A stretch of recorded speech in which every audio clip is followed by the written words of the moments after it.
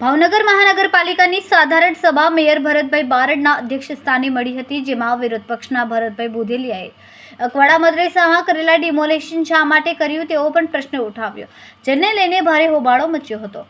જો કે અધ્યક્ષ દ્વારા વારંવાર બેસીને જવાનું કહેતા છતાં કોર્પોરેટરો બેસતા ન હોય, જેથી અધ્યક્ષે ગાર્ડને બોલાવીને વિરોધ પક્ષના કોર્પોરેટરને બોર્ડની બહાર કાઢ્યા હતા.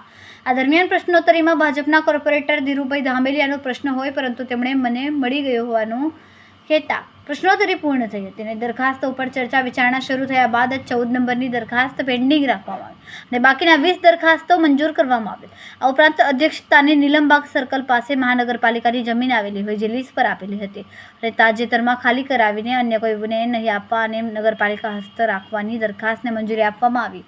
આમ 21 દરખાસ્તો મંજૂર કરવામાં આવી. આજે બોર્ડમાં પ્રશ્ન હતો ને આપ વિરોધ બહાર કાઢવામાં શું હતું?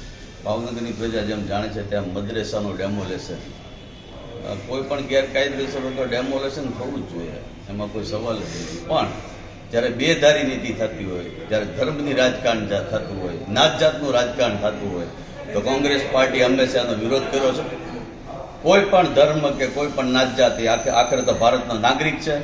ત્યારે બોર તળાવનો આપશો મીડિયા મિત્રો અને ભાવનગરની પ્રજા પણ જાણે છે. વર્ષોથી આ પ્રશ્ન શાસક પક્ષના નગરસેવકોએ પણ ઉઠાવેલો છે અને ખૂબ જ ભાવનગરની પ્રજામાં આ હાઇલાઇટ પ્રશ્ન છે કે આ બોર તળાવનો ન્યાય ક્યારે મળશે, પણ આ લોકોને એ નથી પડી અને માત્ર ને માત્ર એક જ તે ધર્મ ઉપર, એક જ જ્ઞાતિ ઉપર ટાર્ગેટ કરી અને પોતે મોટા મીર માર્યો હોય એવું એક વાતાવરણ પેદા જે કરવા જઈ રહ્યા છે ચૂંટણી આવે છે, ત્યારે આ બાબતને અમે કોંગ્રેસ પાર્ટીના તમામ નગરસેવકો સખત શબ્દમાં વખોડીએ છીએ.